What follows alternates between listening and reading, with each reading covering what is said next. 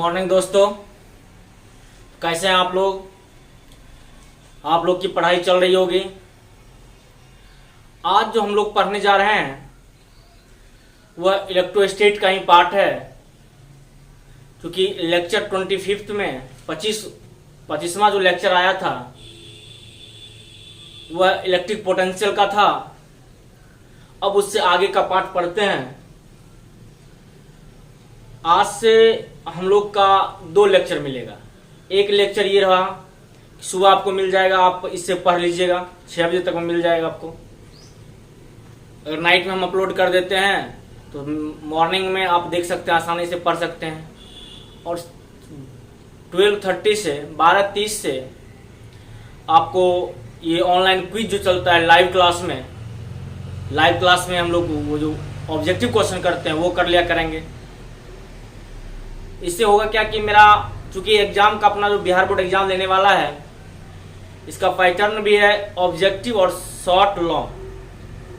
तो सिर्फ ऑब्जेक्टिव करने से नहीं चलने वाला था। हम लोग ऑप्टिक्स तो पढ़ लिए थे, इसलिए ऑप्टिक्स का ऑब्जेक्टिव स्टार्ट हो चुका है। कल प्रकाश का परावर्तन हो गया है।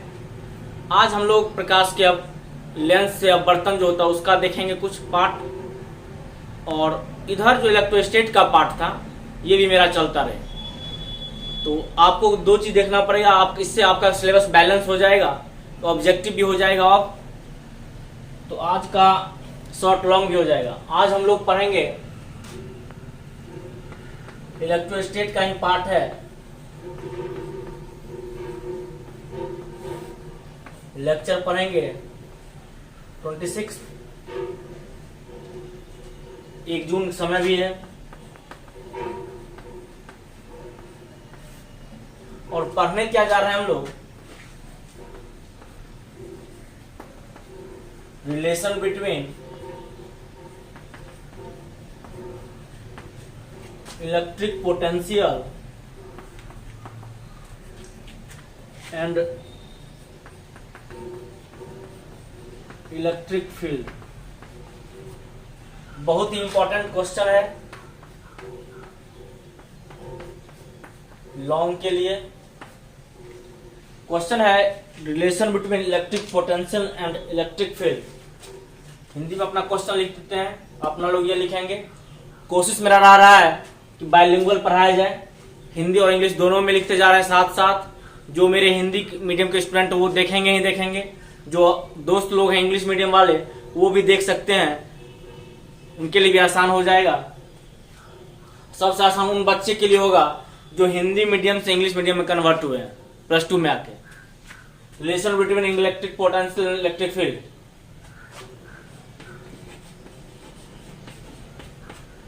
विद्युत क्षेत्र एवं विद्युत विभव में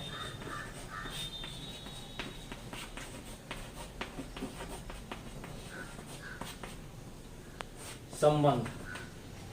हम लोग का टॉपिक आज का यही है।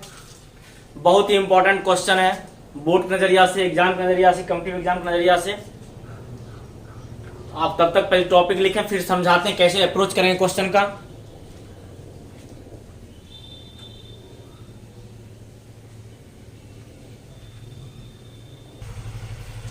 आप लोग नोट कर लिए होंगे इसको, क्वेश्चन को। अब हम लोग लॉजिक सोचते हैं कैसे अप्रोच कैसे करें क्वेश्चन को।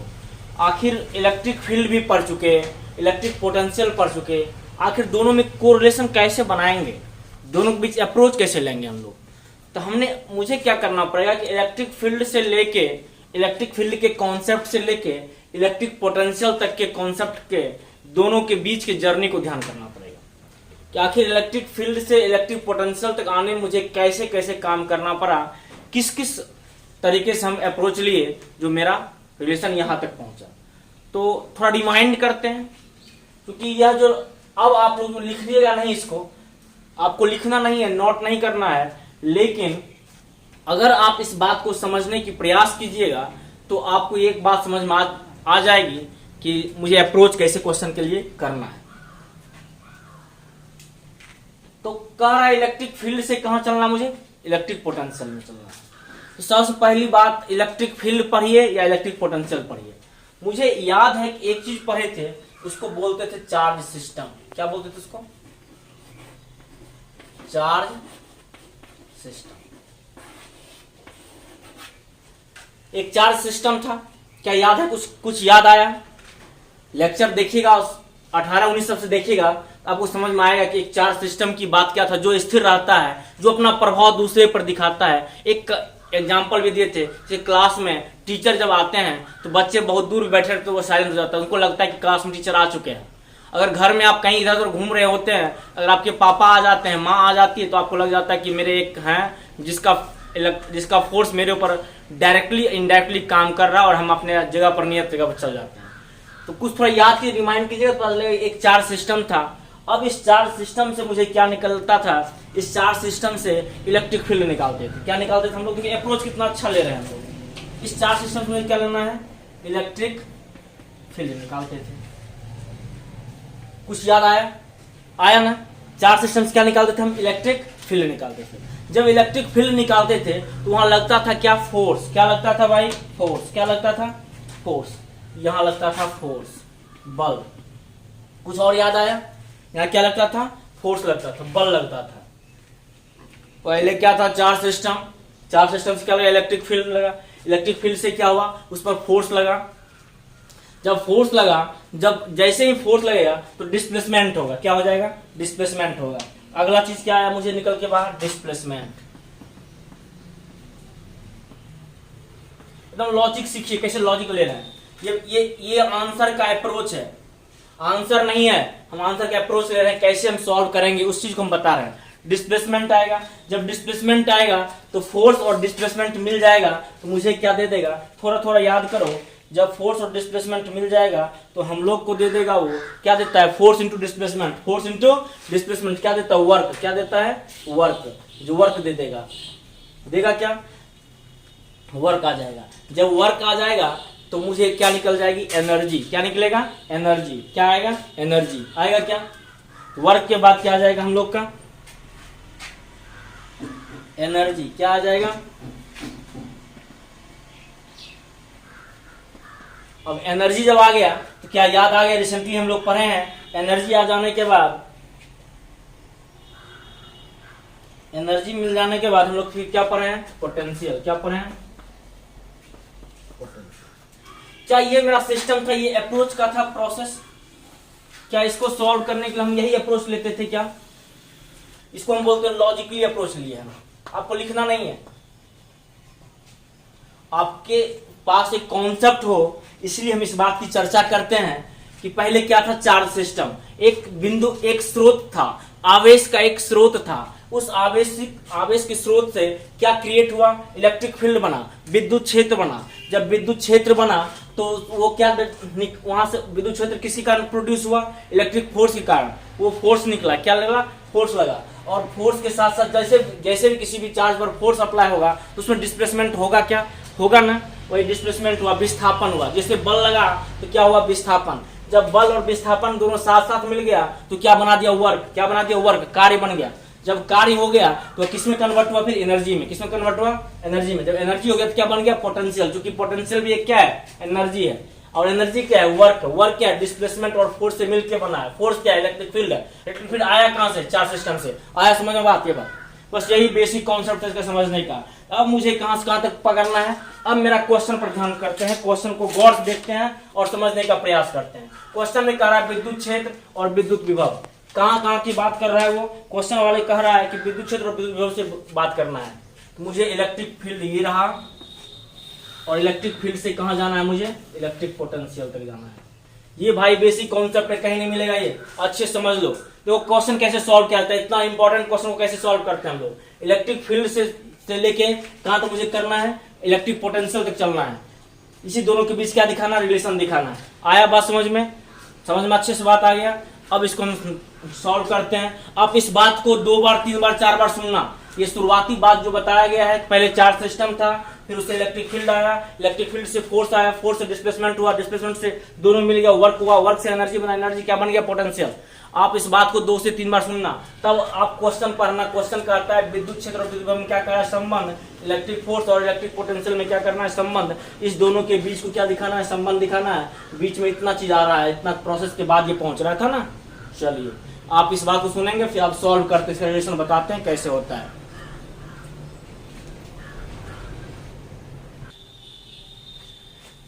देखिए कैसे सॉल्व करते हैं इसको। पहले हम क्या लिए, चार्ज सिस्टम लिए। चार्ज सिस्टम में एक समान इलेक्ट्रिक फील्ड निकलेगा, तो जो शुरू में उसको इनिशियल मान लिया, उस बात को क्या मान लिया फाइनल माने। हम जानते थे, पढ़े हम लोग W एक्सटर्नल बराबर माइनस WF पढ़े क्या, याद कीजिए, पिछले 2 लेक्चर देखिए तो ये मिलेगा आपको टर्म। इसके बदले ये लिख सकते हैं हम, इसके जस्ट बदले Q into VF minus VI, मतलब potential final minus potential initial बराबर माइनस W लिख सकते हैं, वर्ग लिख सकते हैं F इंटू DR। DR क्या है, विस्थापन है। अब यहां से Q VF minus VI minus, यहां क्या होगा, F बराबर क्या होता है Q इंटू A, QE आवेश में इलेक्ट्रिक फील्ड इंटू DR। यहां से Q क्या कर लिए, बाहर कर लिए, Q से Q क्या हो गया, कैंसिल आउट हो गया, बचा VF माइनस VI बराबर माइनस E DR। इंटीग्रेशन क्योंकि एक विस्थापन है, स्मॉल विस्थापन है, जब सारे विस्थापन को जोड़ेंगे इंटीग्रेट करेंगे तभी कुल विस्थापन मुझे प्राप्त होगा। VF माइनस VI बराबर minus integration E dot DR। इसको लिख सकते हैं फाइनल माइनस इनिशियल को बोलते हैं डेल्टा, क्या बोलते हैं, डेल्टा भी। अब कहिएगा यहाँ वेक्टर का साइन नहीं है, इधर वेक्टर का साइन है, क्योंकि आप जानते हैं कि पोटेंशियल स्केलर क्वांटिटी होता है और इलेक्ट्रिक फील्ड वेक्टर क्वांटिटी होता है। विभव अदिश राशि होता है जबकि विद्युत क्षेत्र सदिश राशि होता है।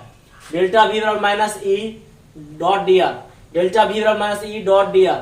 इसको लिख सकते हैं, फिर से वही चीज लिख दिए, VF माइनस VI बराबर minus E dot DR। DR क्या है, वेरी स्मॉल डिस्प्लेसमेंट। क्या है DR, वेरी स्मॉल डिस्प्लेसमेंट। आप इसको नोट कीजिए, सारा बेसिक कॉन्सेप्ट है पहले का है।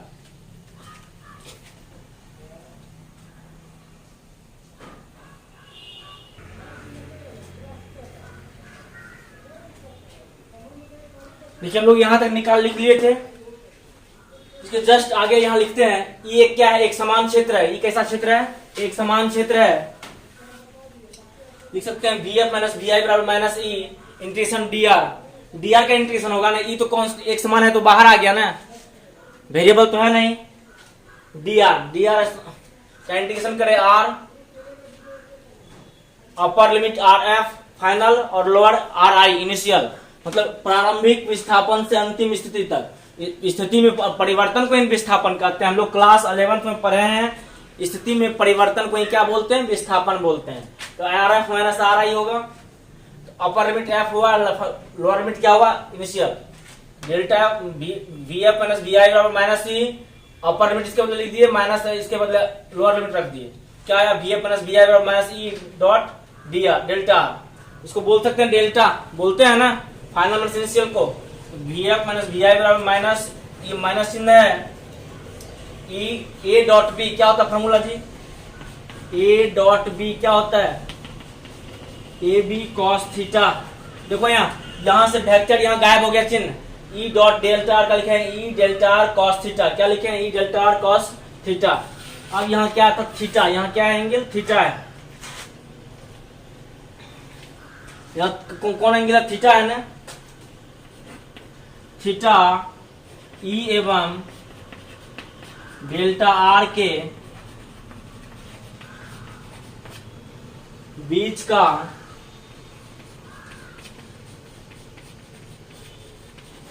कौन है, नोट कीजिए इसको। थीटा क्या है, E एवं डेल्टा R के बीच का कौन है। देखिए यही मेरा हम लोग का रिजल्ट था, V और डेल्टा R के बीच। आगे अभी कुछ एग्जाम्पल करते हैं, फिर इसका कुछ और मीनिंग निकलेगा, क्योंकि एग्जाम्पल करने के बाद कुछ बेसिक समझ में आ जाए कैसे हम इसको हम अप्लाई कैसे कर पाएंगे, क्योंकि अधिकांश जगह अप्लाई ये अप्लाई होगा, कुछ जगह अप्लाई अलग होगा। तो जो इस पर जो बेस्ड आएगा क्वेश्चन, उसको हम एग्जाम्पल आपको दिखा देते हैं, जो एग्जाम में पूछा जाता है, कॉम्पिटिटिव एग्जाम में पूछा जाता है। इस पर कुछ एग्जाम्पल हम करके बताते हैं आपको, फिर इसके बाद इससे नेक्स्ट पार्ट हम आगे करेंगे इसी लेक्चर में। आप लोग नोट कर लीजिए यहां तक।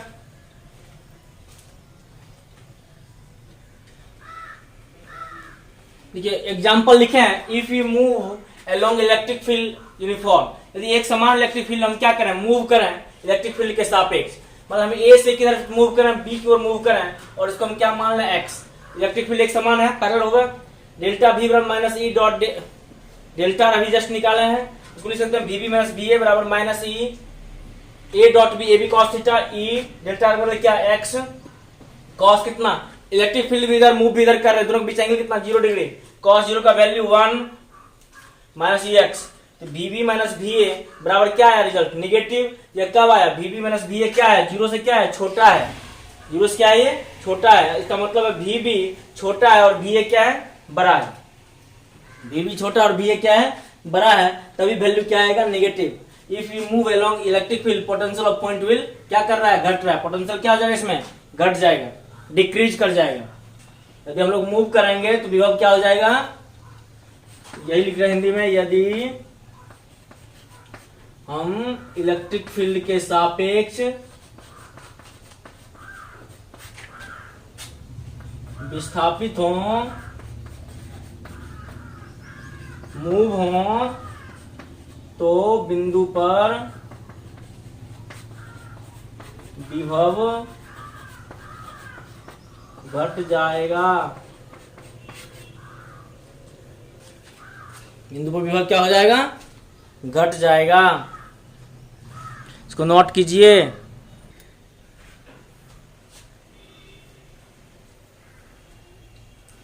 नेक्स्ट एग्जांपल देखिए, ठीक है। If we move at an angle theta to the electric field, theta कितना है, 0 डिग्री से लेके कहां तक, 90 डिग्री तक ना, 0 से बड़ा 90 से छोटा। इलेक्ट्रिक फील्ड एक समान है, ले लिए, इसकी दूरी कितनी है, x, डेल्टा बराबर minus E delta D R, ये फॉर्मूला होता है, इसको लिख सकते हैं V minus B A, E विस्थापन कितना है, x cos theta, V minus B A बराबर निगेटिव, वी क्या है, छोटा है, बी क्या है, बड़ा है। ये कैसा आया जी, तो इस कंडीशन में क्या था, इलेक्ट्रिक फील्ड में क्या था, positive, electric field positive, x का वैल्यू भी क्या था, पॉजिटिव, cos थीटा का वैल्यू भी क्या आया, पॉजिटिव। कहां से कहां चल रहा है, हम लोग पढ़े हैं ना, 0 से लेकर 90 के बीच cos एंगल क्या होता है, पॉजिटिव होता है ना, वही। लेकिन यहाँ रिजल्ट किसका आ गया, सब जब पॉजिटिव था तो रिजल्ट कितना आया, नेगेटिव। रिजल्ट क्या आ गया, नेगेटिव। इसको नोट कीजिए।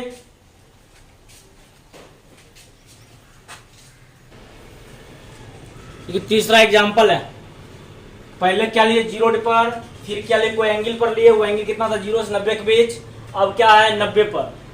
If you move perpendicular to uniform electric field, मतलब हम लोग चेंज कर रहे हैं, एंगल को चेंज कर रहे हैं, 90 पर ले लिए, डेल्टा 0 वही प्रोसेस है, cos 90 cos 0 हो गया, ये इधर आ जाएगा, बराबर हो जाएगा। लिखें if you move perpendicular to electric field, यदि इलेक्ट्रिक फील्ड के लंबवत विस्थापित हो,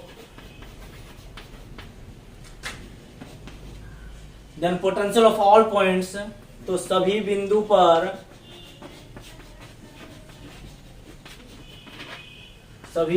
पर विभव शून्य होगा। क्या हो जाएगा, शून्य होगा। लिखिए, नेक्स्ट एग्जांपल देखिए, लिखा है if we move opposite of electric field, विपरीत क्या हो, विपरीत हो, इलेक्ट्रिक फील्ड इधर है, मूव इधर कर रहा है, विपरीत। Same process, E minus E delta D R, B B minus B A बराबर minus E delta D R into cos 180 degree, विपरीत में 180 डिग्री बन जाएगा ना, इधर इलेक्ट्रिक फील्ड इधर जा रहा है, दोनों एक दूसरे के विपरीत है, 180 डिग्री। बी माइनस बी ए क्या हो जाएगा, 180 की वैल्यू -1 प्लस हो जाएगा E delta R, B B minus B A, delta R क्या है, यहाँ एक्स है ना, एक्स ही ले रहे थे हर जगह, ई एक्स, बी बी क्या है, ग्रेटर देन बी ए से, चूंकि ई एक्स क्या आ गया, पॉजिटिव आ गया। If we move opposite to electric field then potential of points will increase, मतलब यदि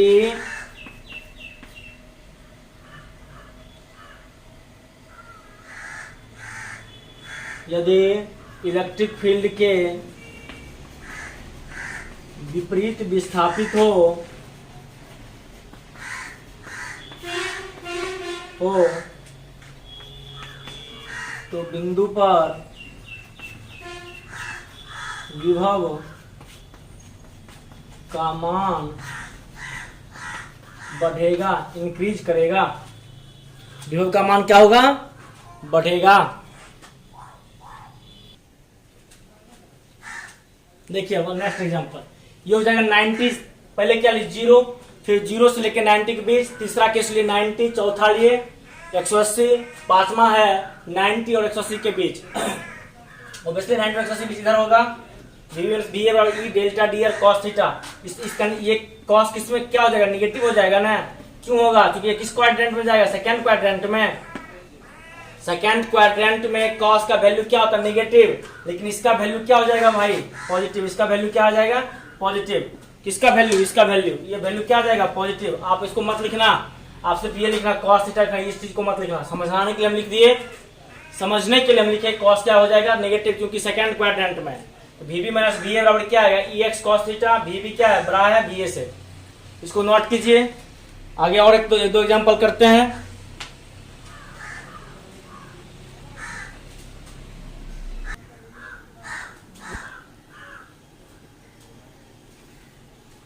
देखिए आगे अब क्या है, यहाँ ये ई है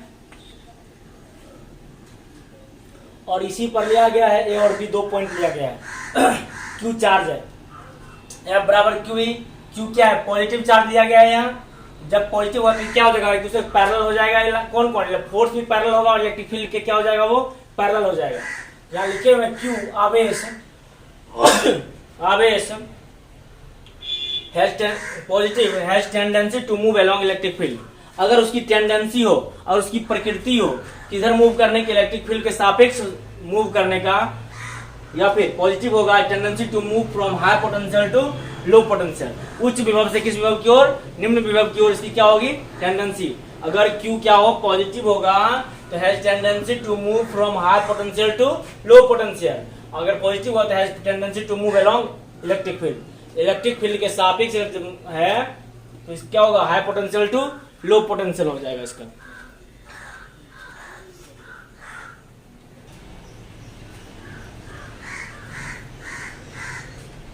देखिए क्या है, अब अगर माइनस चार्ज रख लेना इलेक्ट्रिक फील्ड में x1 में, ए और बी पॉइंट है, 2 पॉइंट है।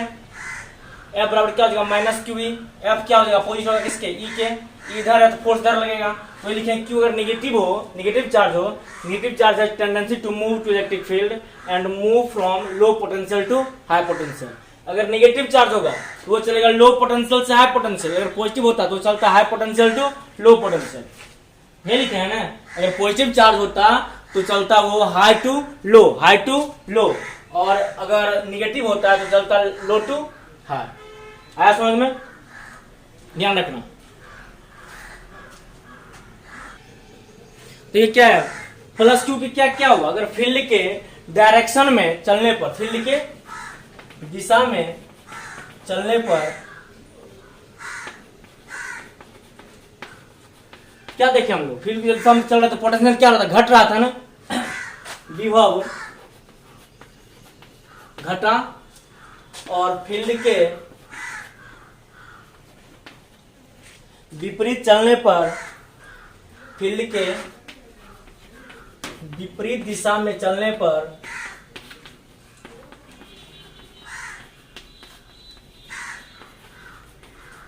विभव क्या हो रहा था? बढ़ रहा था ना। जस्ट इसका उल्टा माइनस चिन्ह के लिए, माइनस क्यू के लिए। अगर फील्ड के अलोंग चलेगा क्या होगा? घटेगा। फील्ड के सापेक्ष चलने पर पोटेंशियल घटा, फील्ड के विपरीत चलने पर पोटेंशियल बढ़ा। माइनस चिन्ह के लिए ये होता है और प्लस के लिए होता है। प्लस में क्या होता है? फील्ड के डायरेक्शन में चलेगा तो विभव घटेगा, और फील्ड के विपरीत चलेगा तो विभव क्या होगा? बढ़ रहा है। यहाँ माइनस क्यू क्या होगा? फील्ड के सापेक्ष पोटेंशियल क्या हुआ? घटा, और विपरीत क्या हुआ? पोटेंशियल बढ़ा। दोनों कंडीशन में इसको नोट नहीं करना है, सिर्फ समझ लो, देख लो।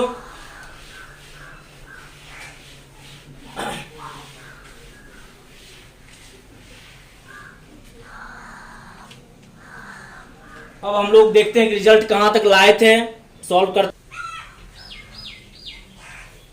हम जानते हैं यही निकाले थे, delta V minus E integration E dot D R, DV लिख सकते हैं minus E dot D R, क्योंकि स्मॉल निकाल रहे हैं इसलिए इंटीग्रेशन करने के कारण डेल्टा हो गया।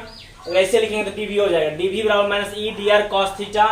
देखो हम लोग पढ़े थे, वर्क में पढ़े थे बल्ब ना विस्थापन, वही कॉन्सेप्ट है। डी आर इधर है और इलेक्ट्रिक फील्ड ऐसे है, तो यहाँ लिख सकते हैं ई कॉस थीटा। इसके साथ एक अगर कॉस थीटा आता है तो लिखेंगे इसको component of E along D are.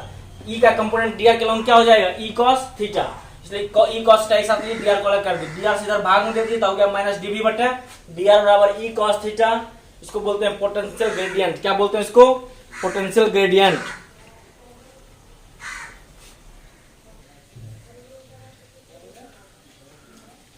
देख क्या निकला रिजल्ट, माइनस डीवी बटे डी आर बराबर ई कॉस थीटा। इसको बोलते हैं विभव प्रवणता। यदि भी जो है पोटेंशियल फंक्शन किसका हो, एक्स का हो, माइनस डीवी बटे डी एक्स बराबर ई एक्स, वाई का हो माइनस डीवी बटे डी वाई बराबर ई वाई, जेड का हो माइनस डीवी बटे डी जेड बराबर ई जेड। रिजल्ट मेरा क्या है, डीवी बटे डी आर माइनस बराबर ई कॉस थीटा, इसको हम क्या मान लिए ई नॉट, उसको डीवी बटे डी एक्स को क्या माने ई एक्स, डीवी बटे डी वाई क्या माने ई वाई, डीवी बटे डी जेड को क्या माने ई जेड, डीवी बटे डी जेड को क्या माने हम लोग ई जेड माने। नोट कीजिए यहां तक।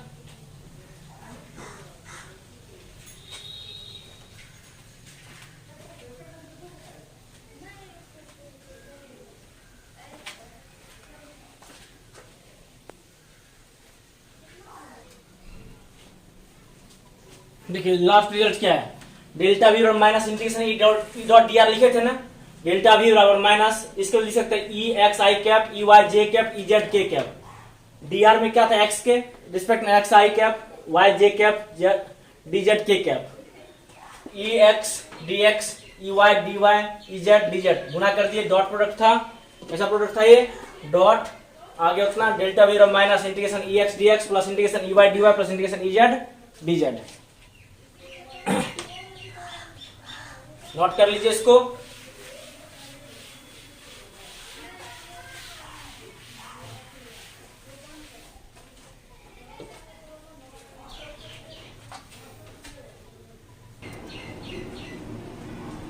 इसका ग्राफ देख लीजिए, माइनस डीवी बटे डी आर बराबर ई नॉट, डीवी बटे डी आर इधर आ गया माइनस ई नॉट, हम y पर लिए पोटेंशियल और x पर लिए r। जब ग्राफ खींचे, एक ग्राफ ऐसे, दूसरा अगर एंगल कितना बन रहा है तो यहाँ से एक ड्रॉ कर दिए, स्लोप होता है, स्लोप बनाने के इसको हम क्या कर दिए, मिला दिए डीवी बटे d are minus E not.